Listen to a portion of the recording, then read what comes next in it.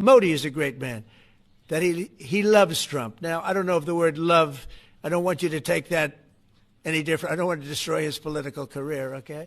In which India has agreed to stop purchasing Russian oil to buy more American oil from the United States of America and potentially from Venezuela, too. As you know, the president and his national security team are now dictating the commerce of Venezuela and those oil sales. So this directly benefits the American people as well. More in the United States because of President Trump's call to action on that phone call yesterday.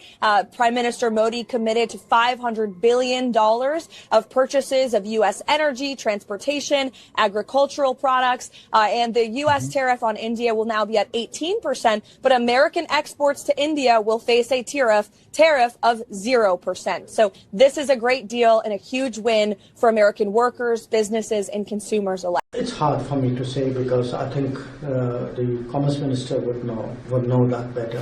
I just mentioned that will be responded by the Foreign Minister. तो भारतवर्ष के प्रत्येक नागरिक ने ये देखना चाहिए कि अपने घर में कीन होनी चाहिए. ये देश की दृष्टि से कह रहा हूं. मजा नहीं आ रहा है.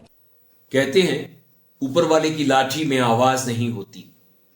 जब ये कमर पर पड़ती है, आदमी जिंदगी भर घुटनों के बल रेंगने पर मजबूर हो जाया करता है. मैं आम तौर पर सेलिब्रिटीज को निशाना बनाने से थोड़ा परहेज करती हूं क्योंकि ये कई बार आसान आलोचना का शिकार हो जाते हैं.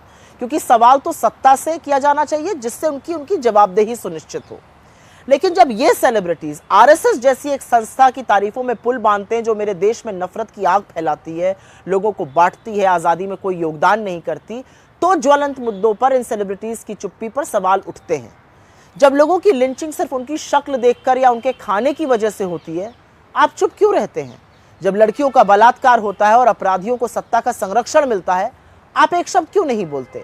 जब सर्वोच्च पदों पर बैठे लोग इस देश में हिंसा और नफरत को बढ़ावा देते हैं, संरक्षण देते हैं, तो आप चुप क्यों रह जाते हैं?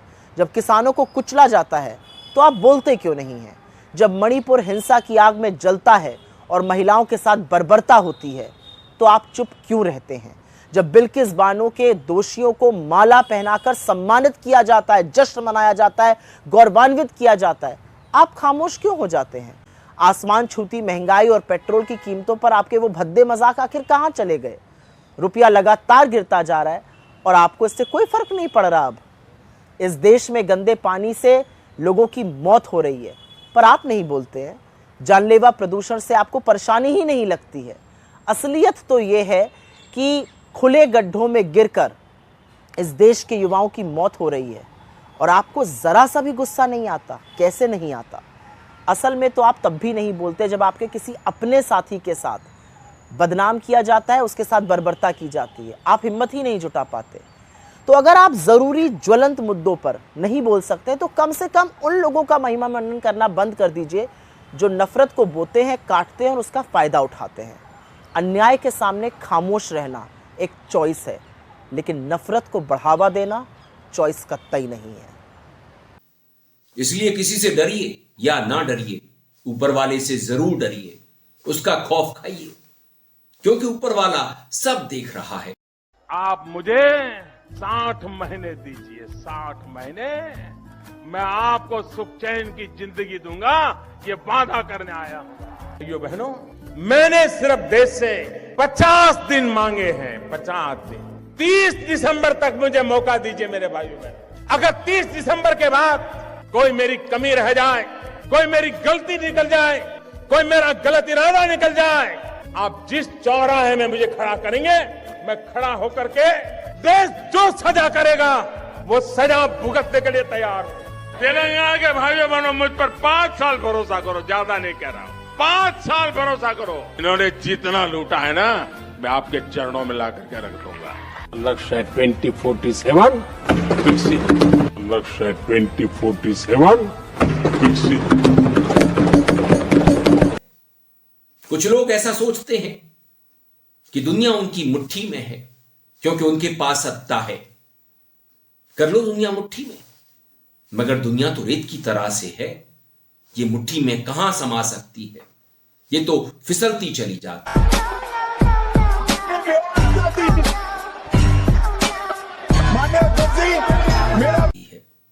सत्ता की तरह से, उम्र की तरह से, रूप की तरह से, यौवन की तरह से। फिर कुछ लोग मुगालते में क्यों हैं?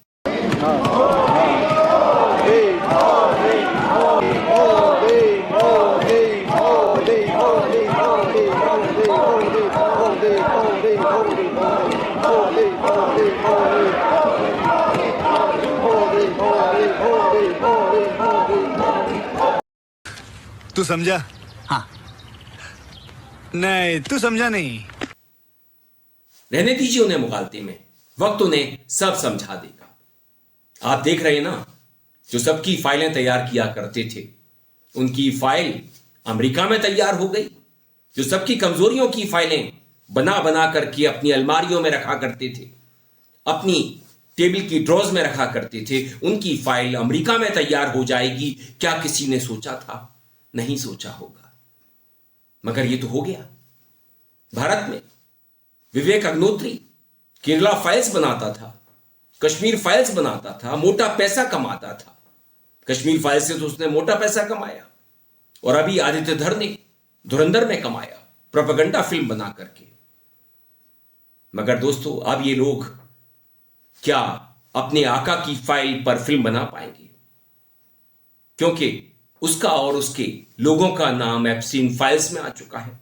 और अब तो यह भी सुना जा रहा है कि एप्स्टीन फाइल से 6 पन्ने गायब कर दिए गए हैं। बड़ी डिटेल गायब है।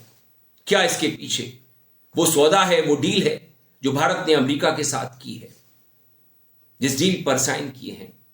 कॉमर्स मिनिस्टर भले कुछ कहता रहे कि अभी डील पर साइन होने बाकी हैं, मगर डील लगभग फाइनल हो चुकी है। इन्हें सब मालूम है। भले कॉमर्स मिनिस्टर पीयूष गोयल रूस से तेल खरीदने को लेकर के गेंद को एस जयशंकर के पाले में डाले और एस जयशंकर पीयूष गोयल के पाले में डाले। हमें ये लोग शटलकॉक समझें, हमें टेनिस बॉल समझें, मगर सच्चाई इसके उलट है। हमें सच्चाई को समझना ही होगा। नेता प्रतिपक्ष गलत नहीं बोल रहे हैं। ये लोग घर में घुस करके मारने वालों में से नहीं हैं। 2020 में इन्होंने घुटने टेके थे, एक अहम निर्णय नहीं लिया था, और उस निर्णय को जनरल नरवणे जी पर छोड़ दिया था। मुश्किल समय था, वो तो हमारा समय अच्छा था। नरवणे जी ने अच्छे से सोच समझ करके निर्णय लिया और उस मुश्किल से बाहर आए। मगर ये कैसे नेता हैं, कैसे लीडर हैं? देश का एक उद्योगपति जिसका नाम अनिल अंबानी है, वो एप्स्टीन से कहता है कि लीडरशिप आपकी हेल्प चाहती है। ये कैसी लीडरशिप है? ये लीडरशिप नहीं है। ये नेतृत्व कर ही नहीं सकते। ये जानते नहीं है कि नेतृत्व क्या चीज होती है, क्योंकि लीडर नेतृत्व करता है, नेता नेतृत्व करता है। ये सौदेबाज है। लोग भले समझें कि ये नेता है। कि ये जो धमकी है, ये मुझे बड़ा अटपटा लगा। हम सबको बहुत दुख हुआ कि साहब अमेरिका अब हम पर नजर रखेगा। ये नजर किस पे रखी जाती है साहब? नजर तो चोर पे रखी जाती है। सीधे सीधे भारत को चोर बता रहा है अमेरिका, और प्रधानमंत्री जी खुश हो रहे हैं। प्रधानमंत्री जी चाहते हैं कि हम जश्न मनाएं, हम चोर हो गए हैं, हमें चोर साबित कर दिया गया। ये देखिए कि हम रूस से तेल खरीदेंगे या नहीं खरीदेंगे, उस पर नजर रखी जाएगी, और अगर खरीद लिया तो फिर से हम पर टैरिफ डाल दिया जाएगा। ये क्या हमारा रिश्ता है अमेरिका से कि हम पर नजर रखेगा अमेरिका और हम रखने देंगे नजर? और इसके लिए कहा जा रहा है कि ढोल बजाइए, नगाड़े बजाइए, खुश हो जाइए, डील हो गई। हम इस आदमी को, आप लोग, हम तो नहीं, आप में से कुछ लोग इसको लीडर मानते थे।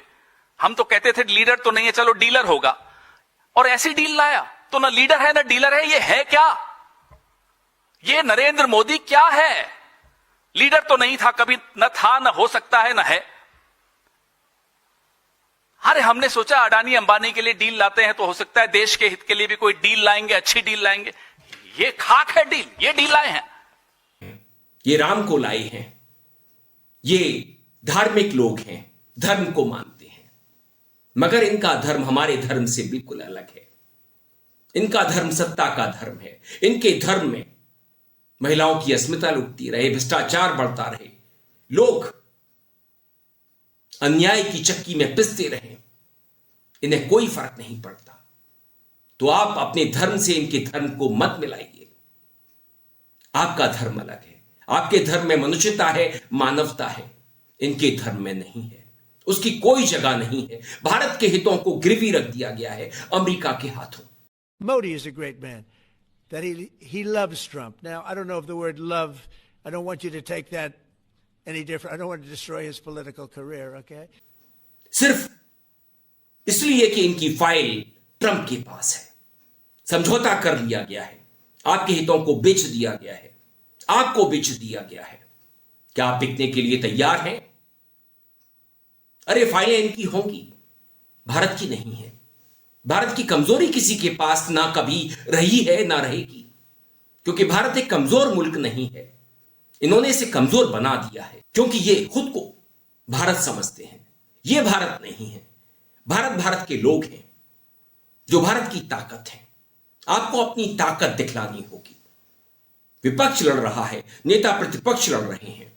मैम, 1 घंटा पहले स्पीकर साहब के पास हम गए, मैंने, member of the house went, and speaker committed to us, personally committed to us, that I will be allowed to speak here and raise some points before the budget discussion. Now, you are going back on your word. So I'd like to know, am I allowed to speak those points or not? Honestly, it's very sad like this. We just go in the house and we come out. Our leader of opposition is not allowed to speak even for 1 minute. It's ridiculous. This is not democracy. And what are we coming here for every day, every 1 hour we come? We have to go home. You should allow him to speak. He is the leader of the opposition. The LOP stood up to speak, but that did not happen. I just said what I think. Today LOP stood up and he wanted. Video पसंद आने पर आप इसे like करें, दोस्तों साथियों में share करें, चैनल को सब्सक्राइब भी कर दें, बेल आइकन का घंटी जैसा बटन जरूर दबाएं, जिससे कि आने वाले वीडियो की आपको नोटिफिकेशन मिल सके। आप अपनी प्रतिक्रिया मेल आईडी और कमेंट बॉक्स में भेज सकते हैं। मैं था आपके साथ अरविंद, आप देख रहे थे मुझे अपने ही मंच अरविंद से।